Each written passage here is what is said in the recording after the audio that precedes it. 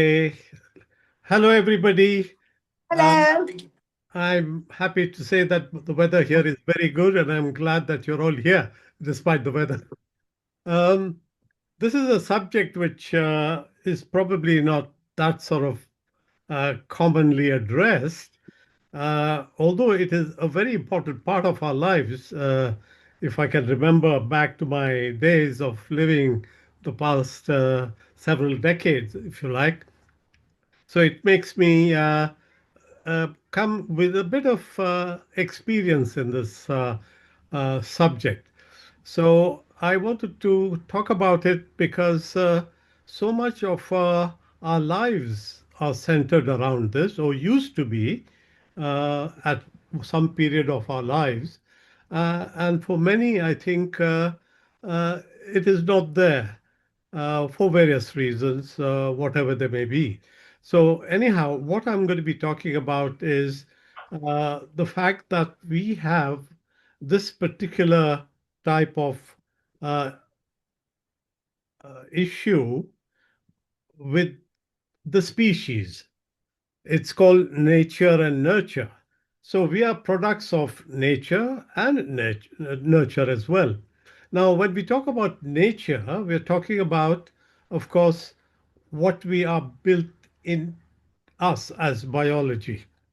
So, before I get into that, just on the subtitle over here, the focus here is on sexual and not asexual aspects of our being, because I know it's a very, very wide area. Our essential being what we are. We are complex creatures.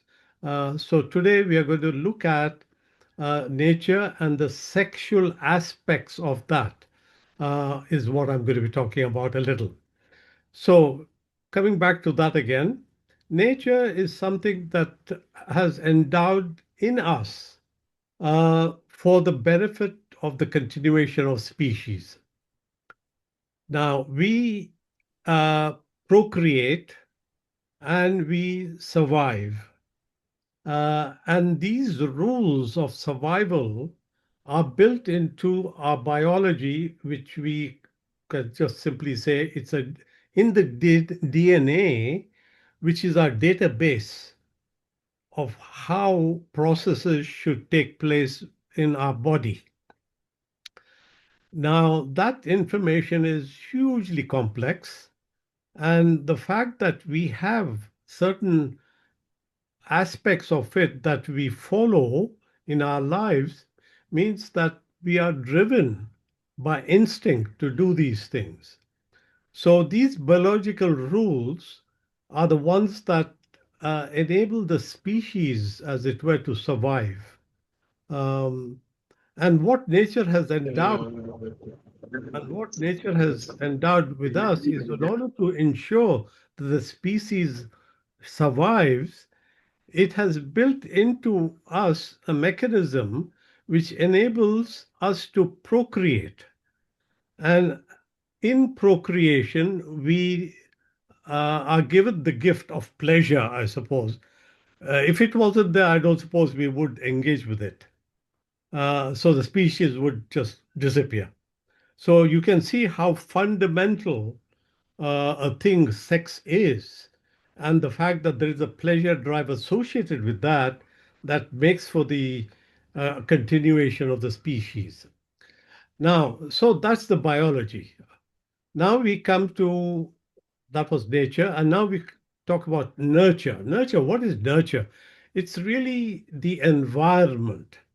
And the environment is where we, in fact, live and procreate and do whatever it is that we are able to do. And how that came about as as a survival of a society has a lot to do with the fact that we have developed a narrative. We enabled uh, we took the biology, and the biology enabled us to be able to uh, create narratives. When I say narratives, This is the ability to be able to uh, come together with a story or with an ideology or with something. Now, I recall that in this book of Sapiens by Hariri, he talks Yeah. about how the Neanderthal and the Sapiens were two very old humanoid type of beings on Earth. Uh, the Neanderthals were bigger, stronger, the Sapiens were smaller. But in order to be able to overcome the Neanderthals, the Sapiens developed the sense of narrative, which meant that they could come together as a group. And as a group, they were able to defend themselves and survive against the Neanderthals who didn't have that ability of creating narratives. So you can see we started to sort of build into our society narratives, be it religion, be it laws, be it culture, be it ideology, whatever it may be. And these come with rules.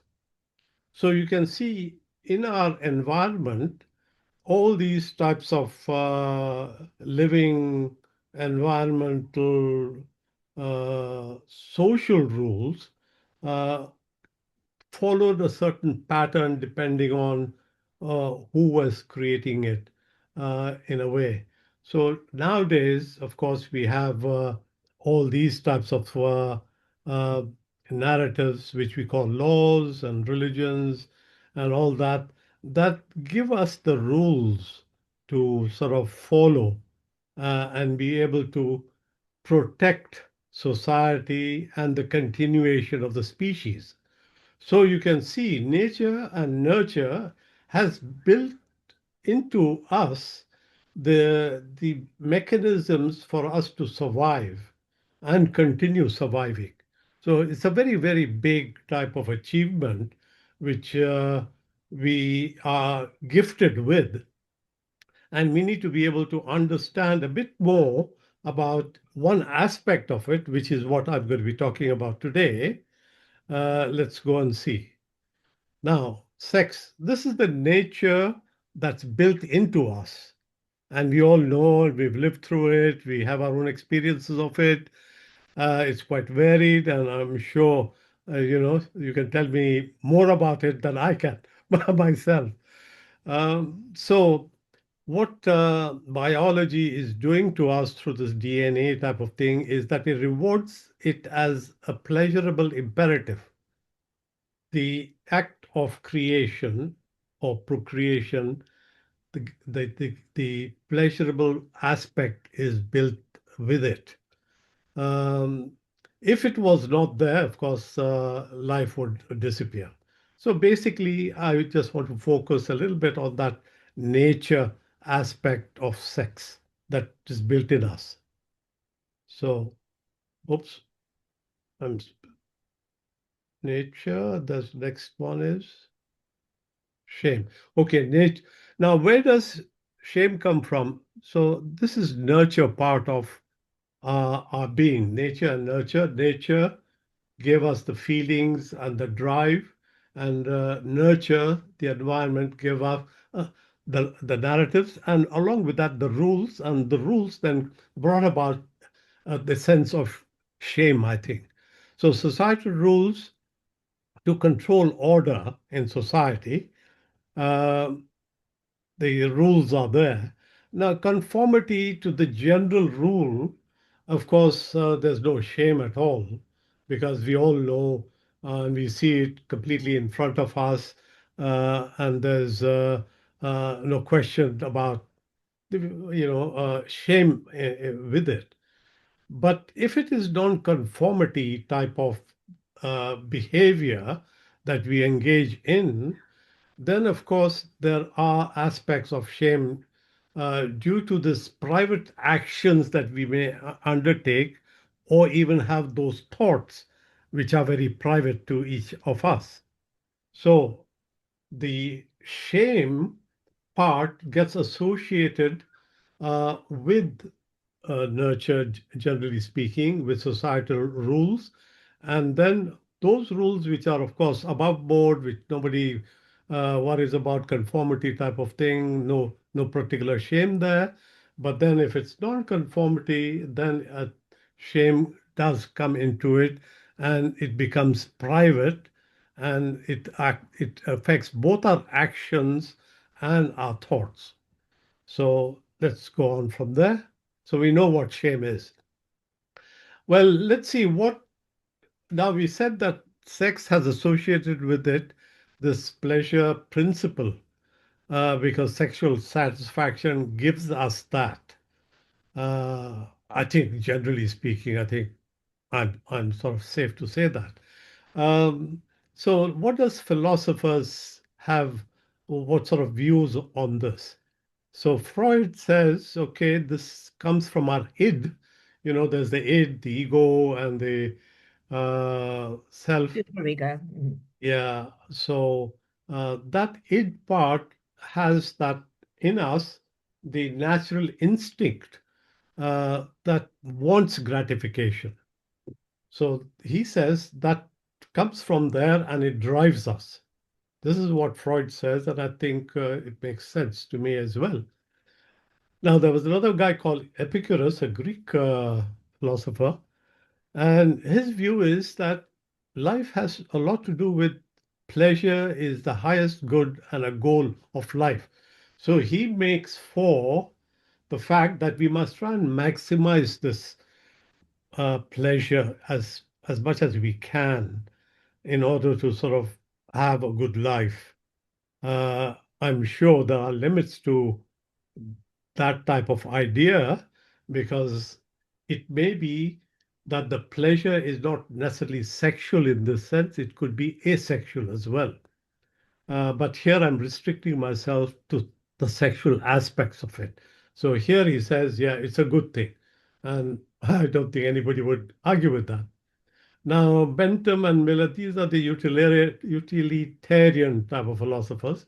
They believe in maximization of pleasure, and they say it's the ultimate measure of good. Good again means probably the fact that we feel happy uh, and and and and not necessarily sad or have pain.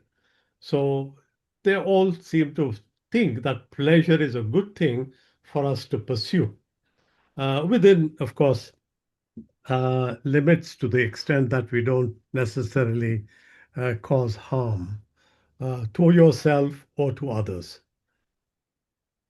Now, let's see, how does sex and shame shape us as we grow up? I'm going to go through these stages of preteen, teen, adults, and seniors. And this has to do with this. When we are preteens, we just started to discover our bodies, and this feeling of excitement and touching and so on becomes something that we become aware of, this feeling, which is actually built into us through that earlier DNA and that nature aspect of our lives. So the awareness of this feelings and excitement touching causes us a little bit of shame because of the rules that get us brought up in our lives at a very early stage. And then this becomes part of a very privacy type of world that you pursue. Uh, Now, that's why I've put this little folder here, this red square, as to say this is a privacy folder, which even at a early stage, we put into ourselves certain things which we hide, as it were, because we are a little bit ashamed of it, because the rules say, no, you can't do this, you can't do that. So now, proceeding on to the teen level, here the hormonal sort of things kicks in and it becomes a very forceful type of urges that you get, which results in you wanting to interact with others, and that might lead to orgasms. Now, orgasms is something that has very close relation to pleasure. Now, most of us, of course, know what I'm talking about because this is the type of feeling which culminates into a big release of tension in the body, a pleasurable sort of feeling, and you know better than me what that is. But at the same time, the shame and privacy aspects of it start to grow. That's why this folder has increased in size. So you can see that the rules uh, become very much part of our lives, and the hormonal urges are there, and we are constantly in confronting it with other people in society, whoever it may be. So there are all those aspects of it that we start to keep inside us, and we don't share too much of it because we are probably ashamed of it. Now, here I'm talking about, normal behavior. I'm not talking about deviant behavior. That's another thing which I might sort of talk a little bit later about. Okay, so we are now at this stage of teens where these strong feelings are determining our behavior, and the rules of society are sort of starting to be felt very, very much affecting us. Now, we become adults. Now, in adults, of course, we assume responsibility for relationships because procreation also requires, a partner, and then, you bring up children and so on and so forth. And therefore, relationships, that bonding, which goes beyond even sex, I think, has to be there in order to keep that entity operational and functional. So relationships are very, very important, and we become aware of that and we develop them uh, with our partners, and it gives us certain amount of experience, satisfaction. Here I'm still talking about sexual sort of side of it and not the asexual part. The asexual part is also huge, but here I'm just narrowing it down to that. So again, this folder has increased as well because now, because we relate with others and we are very much an integral part of society, we have more chances of affecting the environment and participating in it. And therefore, there's a lot more rules that come our way, and yet our body feelings are there, and what our urges are there. So that particular thing folder increases, and I'll tell you later as to what is it that causes the increase. And of course, then we come to seniors. And I consider myself to be a senior. And now what happens to me is that uh, my body has started to change. And in becoming a different type of person, my thoughts and my bodies are a bit disconnected. I first realized this of a mind and body disconnect in a general sense when I had to go to my children's school meeting, and there we had a parents' race, and we were asked to run. And I said, "Oh, good! I'm an athlete. I used to do well in running, so I'm going to go and run." So I started to run in the race, and then I found that my body was not working as my mind was working.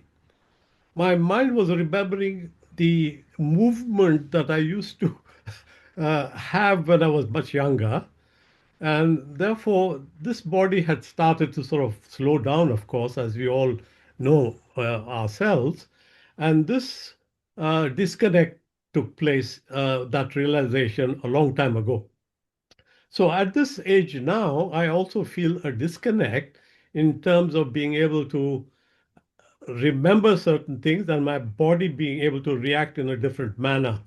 It has a diminishing type of feelings in the body, but memories are there and so on, and therefore there's that disconnect. with having to feel the same as one felt when one was much younger. But that doesn't mean that it has disappeared. It's still there. It's just that the intensity, I think, has diminished. The frequency has diminished a bit. So and therefore that folder of privacy and shame probably is a bit less. So it's maximum in our adult age, fairly big in our teenage, and less in our preteen age. So this is the shame aspect and the privacy aspects of sex that I've just tried to highlight a little bit. Okay. Now, this, how does it develop? Why does shame develop? So, in the preteen level, we get scolded for touching genitals and playing with them and so on. You might sort of may have been told or scolded, but I think I might remember it does sort of. I've seen parents scold children, although I can't remember anybody scolding me. Maybe because I probably didn't sort of do it too openly, I suppose. But nevertheless, this is a type of rules of society that causes a shame to come about, and you hide it, and it becomes goes into your privacy folder. And then, of course, at the teen level, imposition of rules of sexual behavior, because the urges are very strong. You want to go and dance, and then you want to sort of kiss your partner, and maybe you might go a little bit beyond in society, and that, of course, the rules kick in, and people may tell you off or alert you to that. Then at the adult, the shame aspect again is to do with fidelity. I mean, as a partner, you're going to be able to sort of have some commitment to raising children and to sort of doing things together and so on. But then failings happen, in which case, one is drifting away from the fidelity aspects of it and conformity and all that, and you might engage in chasing other people or whatever uh, f- things happen in a sort of a normal life. So, so the aspect of adults, uh, the relationships may be strong, but nevertheless they fail at times. But we keep that failing maybe hidden because we are ashamed that we feel like that and therefore should not uh, say it too openly. Otherwise, it might damage the relationship or it might damage the partner or what have you. So here, one needs to be a little bit, it develops, it happens, and you keep control over it. Seniors, yeah, there's the because time goes on, you might even lose your partner. Intimacy is there. It may not be a physical type of sexual uh, action or interaction that you might take, but you might just hug each other. That type of intimacy might is still there, and it's satisfying. It's pleasurable up to some extent, but that's because your body starts to accept what it is. So let's go on. Okay, shame and privacy here. What is that? Now, private sexual thoughts, actions associated with shame may be things like this: sexual fantasies. What have we got in our privacy folder, as it were, or in our head that we don't normally share with everybody? We might share with a few that we are very close with, but not everything gets shared. And that's because I think one has that notion of shame associated with that. So now you have these fantasies. These sexual fantasies are unlimited to some extent because it's in our head. We are not going to be talking about it too openly, or at least not all of them. Some we would talk about with our partner in order to be able to engage in sexual activity and excitement, but there could be all sorts of fantasies which may go beyond something that you might want to share. But this is where I think some deviant behavior could also come in, and this, but stays in your head and not gets practiced, I suppose. Nevertheless, that's part and parcel of our shame and privacy folder that we keep to ourselves. Then, of course, because sex is still a very much a very powerful force, and if we lose our partner and we don't have a partner to engage with, we might resort to artificial ways of doing it, or do it, self-satisfaction, in order to release that tension that might be building up. So there is all that type of thing, which is part and parcel of all this folder. Then, of course, a lot of people might read, or at least I can remember there were little spicy bits of literature that one reads as a teen. Even now, I think that type of literature is there, and it does provide some sort of excitement for those who might be more literate oriented. And then, of course, there's this pornography. It's so rampant at the moment. I was quite aghast when I came across a figure where it says a lot of computers, maybe it has to do with the younger generation, I suppose, about 80% of the computer usage is for pornography. I'm not sure whether Oh, that's correct, but that's something that sort of, I came across and I thought, it may be possible or it may not. So pornography is something which is, of course, image oriented, not just literature. And images are very powerful for men anyway, and they probably hide that in their folder and they feel ashamed to show it to even their partner. So that aspects of shame is very much there as well. So sexual acts against rules, religion. So any sexual act, the society allows you to conform within marriage, and then within marriage also certain things are allowed, certain not allowed. It all has to do with which particular school or religion you belong to, or institution, or what have you. So there are all that type of thing that one is engaged with. Now, as you can see, this is all related to sexual type of thinking. I'm not talking about those people who read literature and love it because it opens up so many vistas about humankind and human condition. But this is specifically related to the sexual aspects of it. All these things.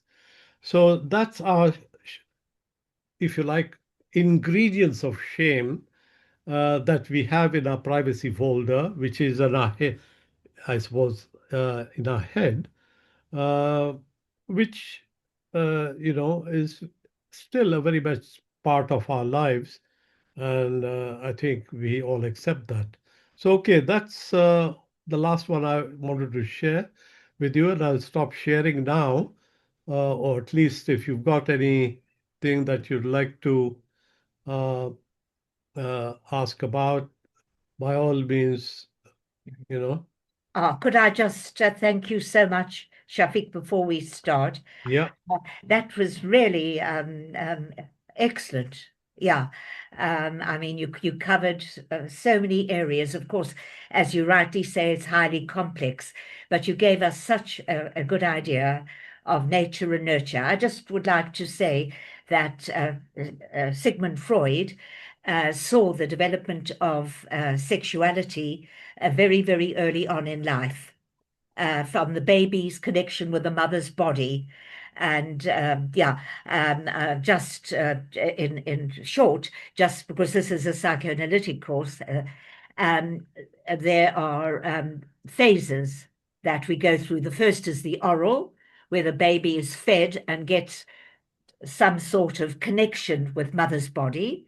The next is anal, which is the sort of releasing things from the body. Then there's the phallic, which you mentioned, the awareness, preteen, of our bodies and our differences. And then there is the genital, which is the wish to connect with the other. Yeah, that's basically Freud thought very early, but you covered many ideas of Freud, the pleasure principle, and um, uh, and a very interesting connection you made between the orgasm and the pleasure principle is that Freud defined pleasure as the diminution of excitation. In other words, pleasure isn't when you've got too much stimuli, but when you release stimuli. So it fitted very well. That's all I wanted to say. And Klein took it further. She also saw a very early sexual development because of the connection of mother and baby and the body, although there isn't awareness of what this might all mean. But I want to really applaud that really beautifully researched and and articulate um, expression of a very, very difficult area, sex and shame. And thank you very much for opening it up to us. And I'm sure there's much more to explore with you, Shafiq. So open then to everybody. Thank you again. You're welcome. And Yes, I didn't see any slides, Shafiq. I'm not sure if you showed any and I couldn't see them, but I really love the idea of the privacy folder. I hadn't thought about it like that at all, but it's an image that's going to stay with me and to really respect the fact that I do have a privacy folder and thinking about it as a folder on the computer in a visual way is really, really helpful. So thank you for kind of structuring it in that way. Yeah, were you able to see the screens that I had put I up? just saw the gallery. Maybe I had the setting wrong. I saw the gallery. I saw all the people in the class. no, we could see it. You could see it. Oh, I missed it. I'm very sorry. Yeah. Yeah. Well, we could send it to you You or want a recording, email. I can possibly? email it to you. Yeah. Thank you. Thank you.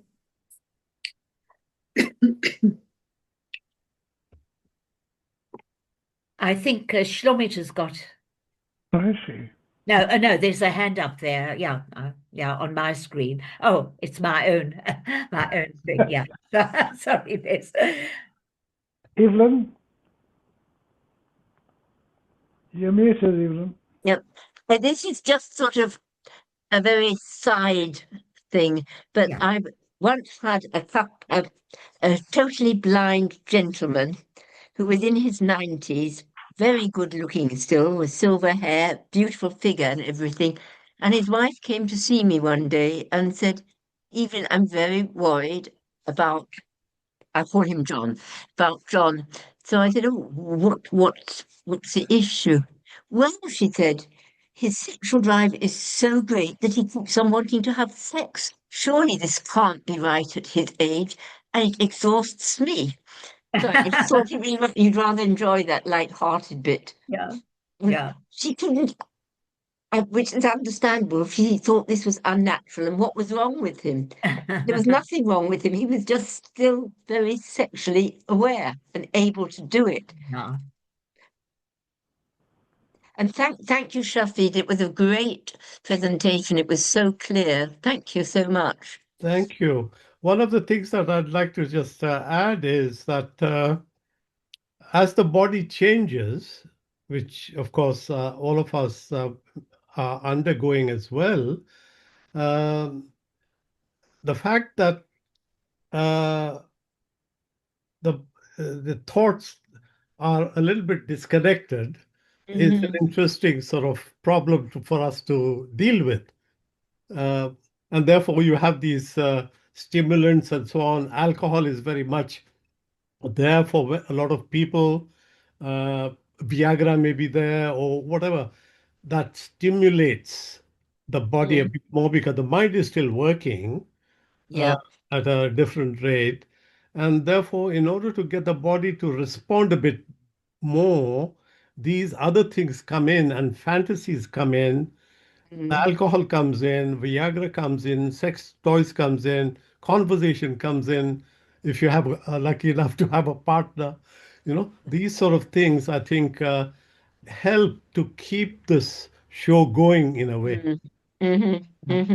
Yeah. Could I just add something anecdotal? Um, the fact is that often the desire doesn't disappear, even with age. And something very moving happened with an ex-student of mine. No one knows him. He's regrettably no longer with us. But he had the prostate operation. But nevertheless, he was a very, very a developed man, very open. He shared this with a class, actually, but he still had sexual desire. And that is the man that I call the tango man. He then took up tango, which he felt expressed some of his erotic desires in a way that was creative for him. I think I mentioned a couple of weeks ago that one of the classes he actually brought his teacher and tangoed for all of us. And it was very moving. So, yes, so desire can often be there. And somehow one finds, as you put it, creative ways of expressing it. He found it in tango, which is an erotic dance. Yeah, I mean it is about the erotic, but it's also about a struggle between the sexes, and some people even see it as a thing about life and death. A lot of work has been done on tango. So thank you, Shafiq. I just wanted to say definitely your distinction between body and mind, that the mind and desire can still be there, and people find perhaps creative ways of expressing their desire. Yeah. Carmela? Oh, I'm smiling. I'm smiling so much. um, because dance has so much to do with how we attract each other. I've danced from a very young age, and I can go back like 60 years to the dancing that I did. And I can dance with those. And when we would be dancing, and right, you had all this sexual desire, but it wasn't admitted, you couldn't do it, it wasn't right, religion, parents, God knows what. Anyway, 50, 60 years later, you're dancing with the same people and you're dancing to the same music. Yes, and the tango is wonderful. And you're remembering all those wonderful, wonderful times you had. The only thing is you don't fancy that partner anymore. He might fancy you, but you don't fancy him. But it's sort of nothing said. It's just an understanding, and it's beautiful. It really is that you can feel these things, at my age, but it's fun. It's music. It's touch. It's engaging, and that's lovely. Yeah, I think music is very, very important part of that experience because it evokes the feelings that you had at that time. And to recreate that feeling, I think, is really a fantastic ability to have because I've known people who have no music in their lives, and I wonder how they are able to actually recreate happy moments or even moments like this you mentioned of dancing and having that memory associated with good times. But what is so important about dance is that you have touch, and touch is so important in our lives at all stages. And I think at this stage, it's more important. Yeah. Um, Lovely, it's lovely. just yes, it's Mm. and it just makes you happy Mm. and alive. Limit? Thanks, Carmela. That's yeah. And again, Shafiq's connection between in our ages and so on, the idea of a memory which is evoked by dance, by music. Yeah. Could it also be something a little bit, whether it's culture or genes? Because one reads about sometimes Englishmen who are in their 60s and they've already got some problems, sexual problems. And yet Italian men and Latin men, they can be in their 80s and they're still very, very, very, very active. So can it be something, I don't know, Cultural? maybe cultural, Yeah. maybe the Europeans, English can be a bit more reserved, I don't know. Mm-hmm. I think it comes back to if you want to have a good muscle and body, you go to the gym and you practice and you exercise. And if that activity is not practiced, it starts to diminish. I know the body starts to change, but one can keep it going as well to the extent that we see a lot of very fit people, although are quite aged, but because they look after their body and they are in good shape. And therefore, I think the same applies for this aspect of our life as well, that if you keep it alive, it continues. Otherwise, it sort of, Yeah. diminishes. Well, yeah, there are also emotional factors that, yeah. When you say emotional, in what way, Mickey? Well, I think you can have a bodily fitness, and on the other hand, you might have all sorts of other inhibitions and obstacles and various problems. I mean, this is sort of going a little bit into an area which I'm not really qualified to talk about. But for instance, impotence, even in young age. We're talking about men. It's not only physiological. It's often governed by nurture and early, what Shafiq pointed out, early disapproval, of children, as you put it, touching their genitals and so on. And so it's more complex than just the physical. It can be also emotional.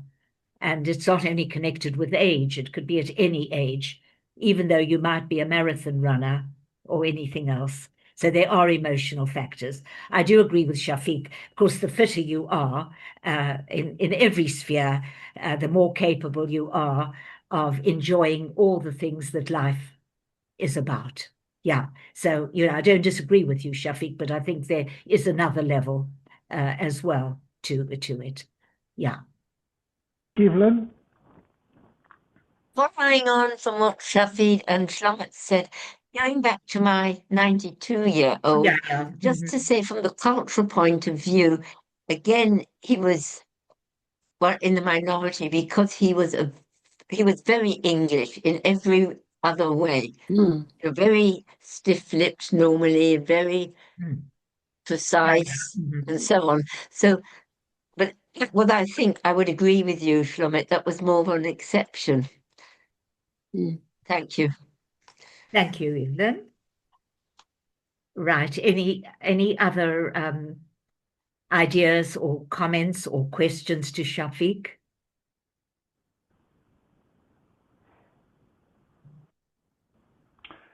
Stanley. You need to unmute yourself, Stanley.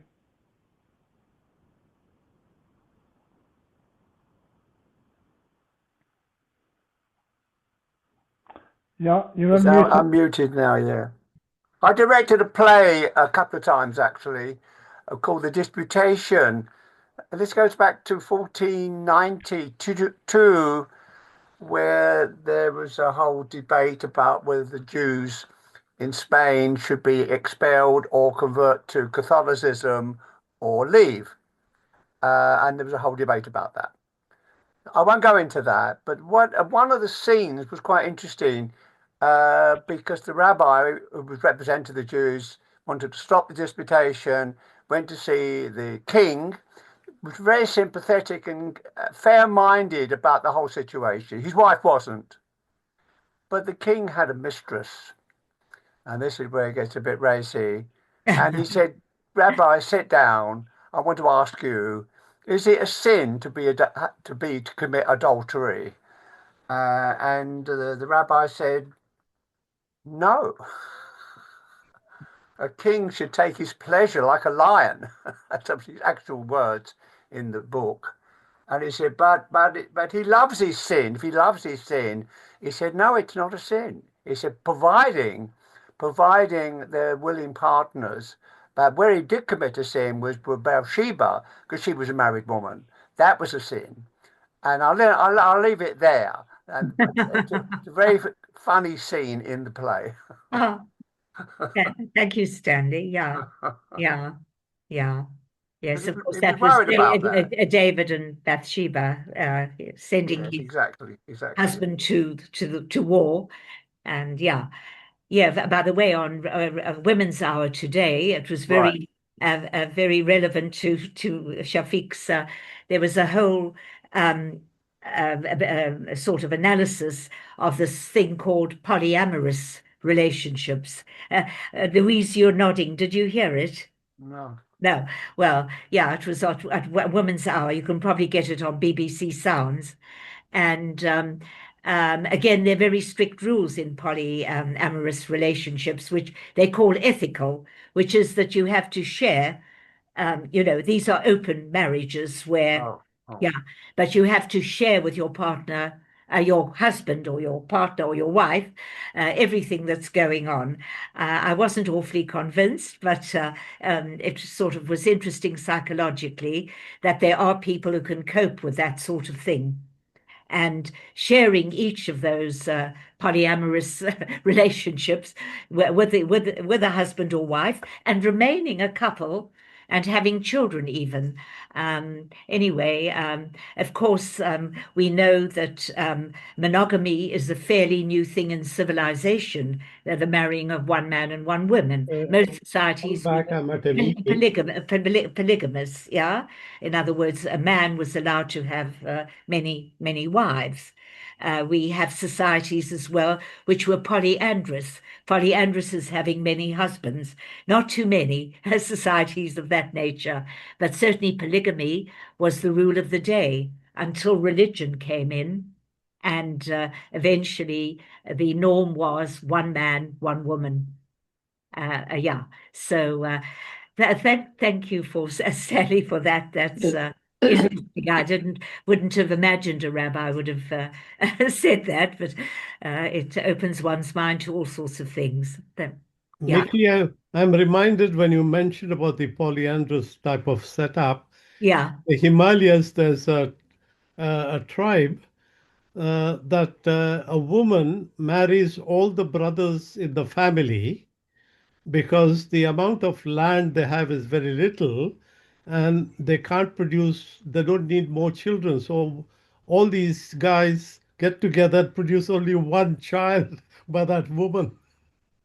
Ah, thank you. But that's a very interesting point. It shows that often economic reasons came into this.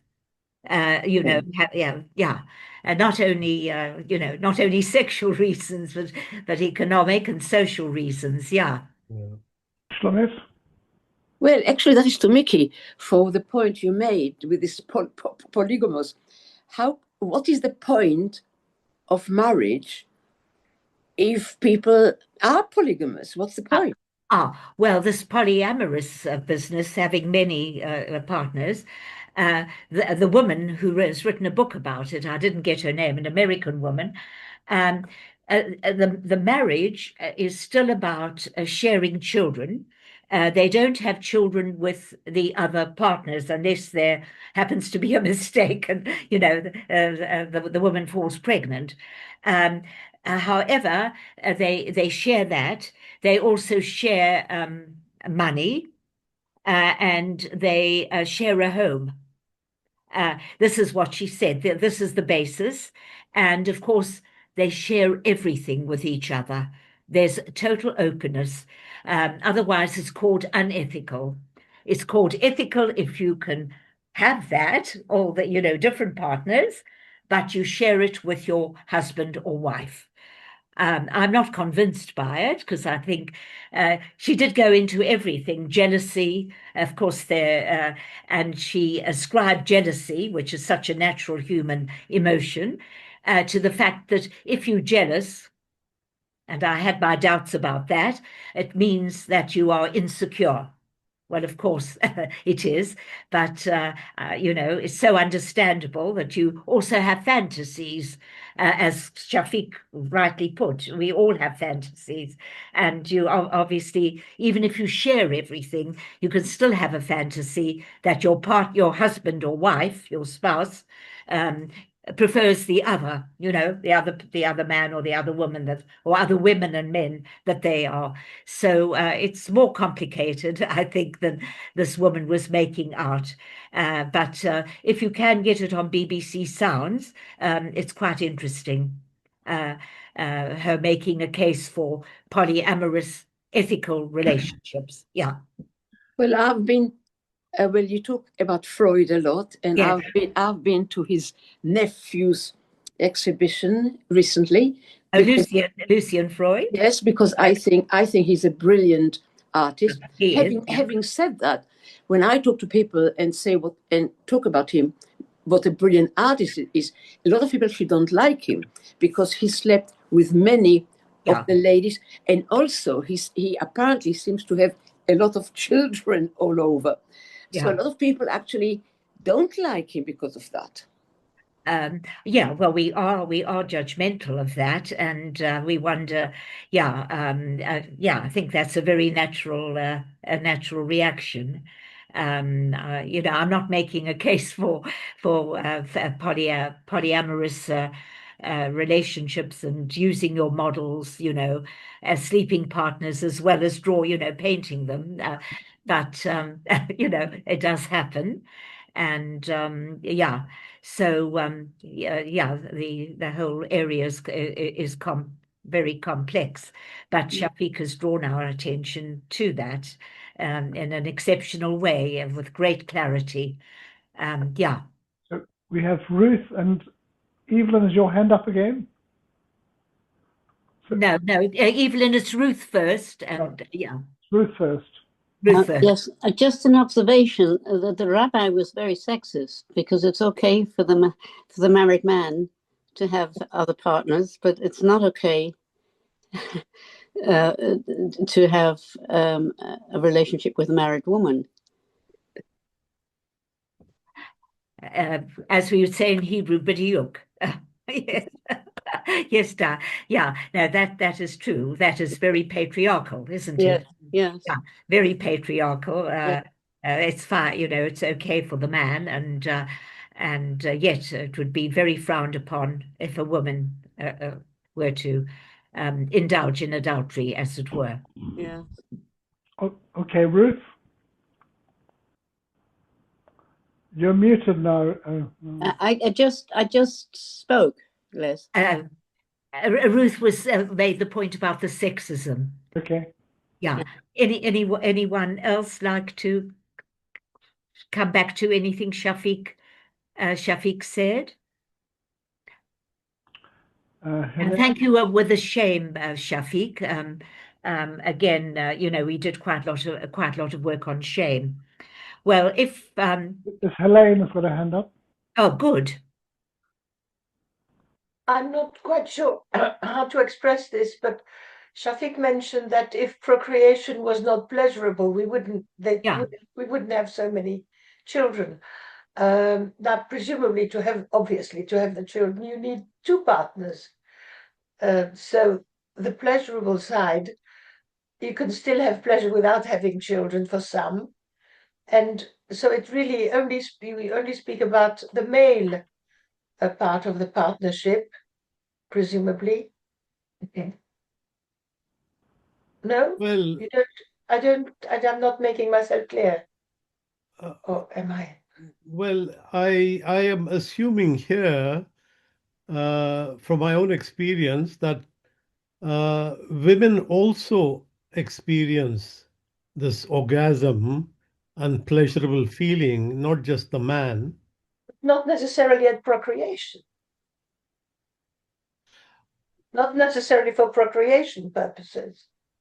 No, that is the law of nature, where nature has, in fact, built us in such a way that in order for the species to continue, there is something that you have to do, which you will do willingly if there's pleasure in it. If not, it would not happen. Yeah, okay.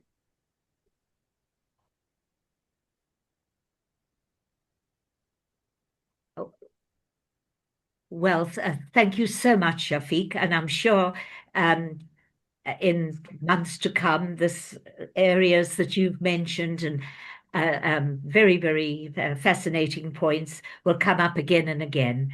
And I have to admit something. When Shafiq said he wanted to do something on sex and shame, I sort of, with me being an oldie, I thought, gosh, what about all our sensibilities? But you did it so beautifully and engaged us all. And I want to thank you so much. Thank you. Could we just say we are starting the term, I think, is it the 23rd? Yeah, 23rd of April. We have a new umbrella theme, which is about relationships, about myself and connecting with others. We spoke about connection. Carmela, you spoke about touch being such an important aspect of connection and so on. And we also already have a few volunteers, and please, I would like more volunteers if I do. I think Evelyn wanted to say something.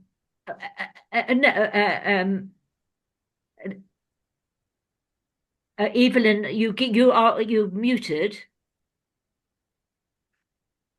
Thank you, Diana. It's not important, and I think it's more important for Mickey to tell us what's going on next term. Yeah. Well, no, you can Okay. come back. You can come back on that, and Evelyn, we'll be talking about when you are going to do your shame or guilt ? At the beginning of the term, and Julie and Les are going to be very much part of presentations. And if there are any other people who would like to share something about connection and between yourself and the other relationships, it doesn't have to be a full blown Monty or anything. That can be short. Please don't hesitate to contact either Les or myself. So it should be an exciting term, a new way of perhaps looking at relationships, and all, from also a psychological and a psychoanalytic viewpoint, and also our own experience.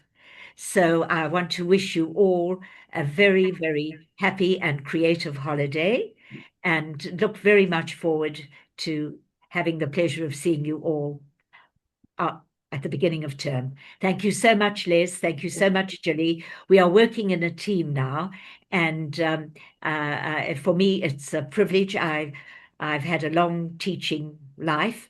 I've never had that experience of working in a team, and I want to thank them because it's something rather new for me, and it's something very special. Thank you. And thanks to one and all for your insight, your participation, and your enthusiasm. And so happy holidays, and I look forward to Thank you. seeing you. Shafiq, thanks again, and enjoy Dallas. And you'll tell us about it, hopefully. Yeah, thanks. Thank you you. very Thank you, much. Mickey. Thank Thank you. you, Mickey. Thank you. Thank you. Happy Matzos. That's yes.